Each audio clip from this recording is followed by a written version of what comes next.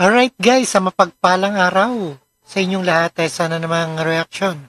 Video ni Rob Trip, ito ay tungkol sa mga influencer, personalities na nag-endorso na illegal online na gambling kakasuhan ng CICC at kinukumilos na ang Cybercrime Investigation and Coordinating Center o CICC upang labanan ang laganap na illegal online gambling sa bansa. Ayon sa CICC, target naman pigilan ang pagdami ng mga ito.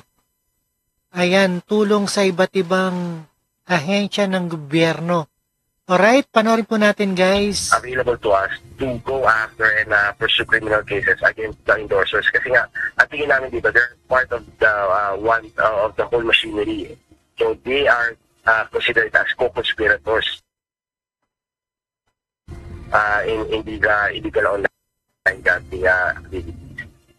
Mahigit 30 online gambling platform na hindi rehistrado sa Philippine Amusement and Gaming Corporation o PAGCOR ang binabantayan ngayon ng Cybercrime Investigation and Coordinating Center o CICC. Mahigpit na nagbigay babala si Assistant Secretary Aboy Paraiso, Deputy Executive Director ng CICC, sa mga influencer na patuloy sa pagpopromote ng illegal na online gambling. Ayon kay ASEC Paraiso, maaari nilang ipatanggal ang social media accounts ng mga sinumang nagsusulong ng sugal at maharap sa kasong kriminal. Unang-unang we would be requesting for the takedowns of their channels and kausap naman namin dito yung mga social media platforms.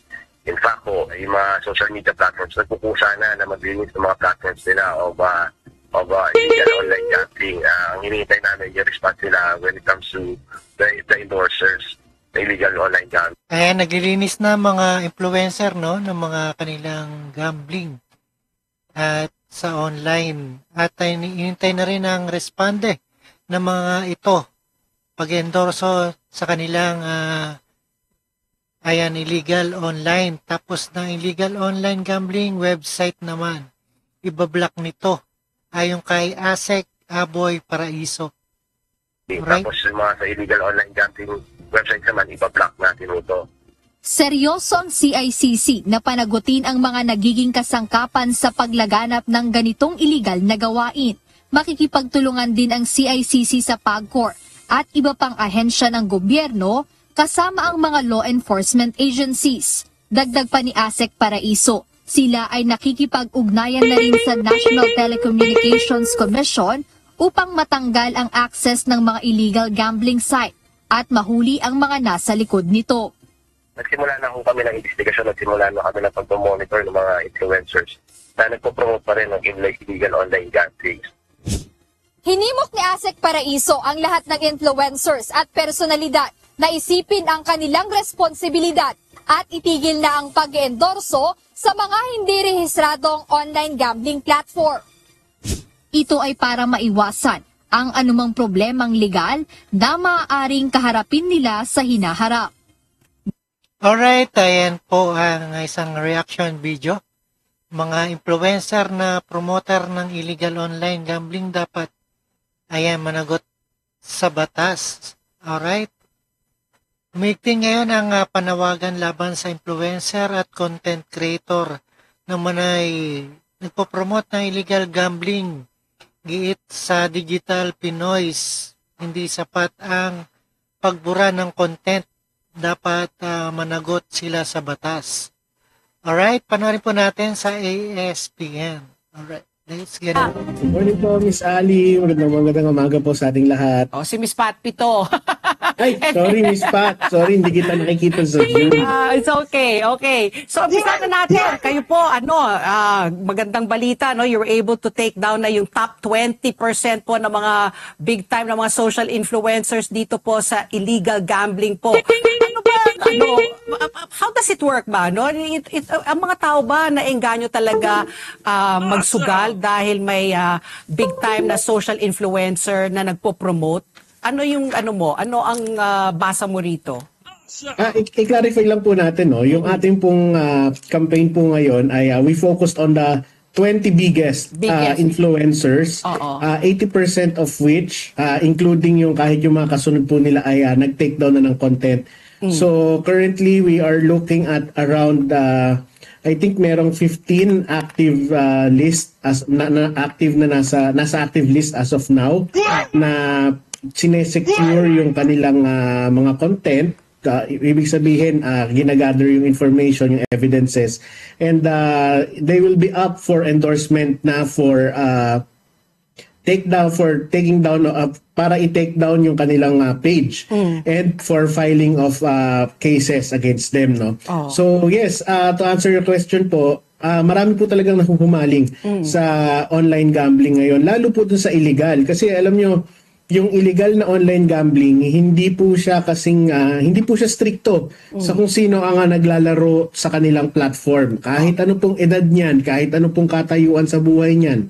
Kung yung sanggol ho kayang magsugal, papayagan ho nila yan. Hindi ho katulad sa mga legal na online gambling platform na meron ho silang sinusunod na minimum age requirement.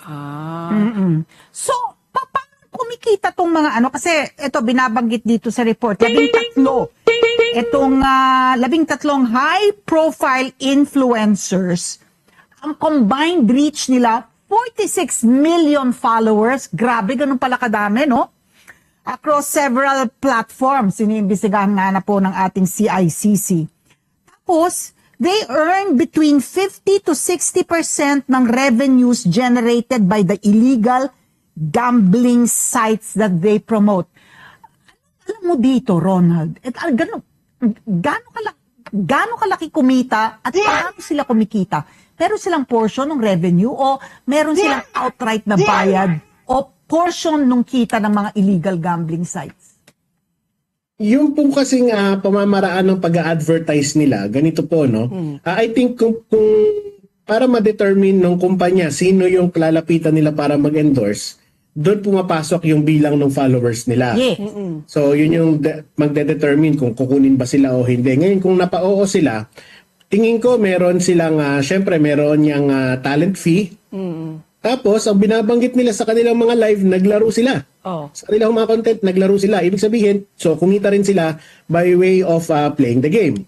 At the same time, marami po sa kanila, I cannot confirm yet kung lahat ba ganito yung style nila, pero marami po ganito ang style. Sa tuwing may magsa-sign up po sa kanila, meron kasi silang mga personalized link na for them. Ibig sabihin, parang ito yung sa mga mga nag-endorso naman ho ng mga produkto ko sa mga online sa mga online shopping platforms, no? Correct. So pagka nag-click ka dun sa link na yon at nag-sign up ka, automatic makikredit yung pagsali ng isang player doon sa endorser na yon. So tingin ko hindi naman ho nila gagawin na kapag na-i-endorse nila yung sarili nilang link at pagka nag-sign up kayo, may magpapadalhan ka nila sa e-wallet mo ng pera. Ibig sabihin, meron din komisyon sa bawat napapasign up na players ho ng mga yan, no? So, isa ganun ho natin na tinitignan yung kung paano pumapasok yung pera sa kanila. Yun, it's either yung doon sa kanilang kumbaga account may link. So, yung illegal gambling site will know na itong tumataya dahil it started playing because of this social media influencer. O kaya sabi nga may referral code daw. Ayun, isang link pala yan, no? Na nabubuksan. Alright, umigting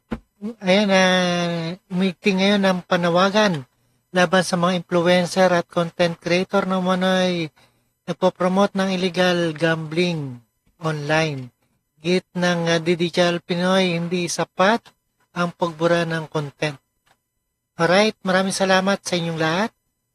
And peace out. Thank you so much.